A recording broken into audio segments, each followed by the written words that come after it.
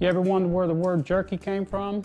Well, a lot of people think it came from a South American word, charque, which means dried or preserved meats. You know, as far back as 1500 BC, they were using the sun and warm air in the deserts to preserve all kinds of meat for journeys, for hard winters. Our Native Americans hunted buffalo and elk and deer.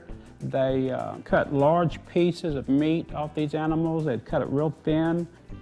And also our early settlers on their wagon trains would hunt on the trail or butcher livestock before their long journeys across the United States in their covered wagons. They would either hang the meat on sticks and dry it in the sun, or they'd smoke dry it over smoldering wood coals. The natural burn-off in the smoke is formaldehyde. It's a curing agent that's naturally in the wood, and the acetic acids.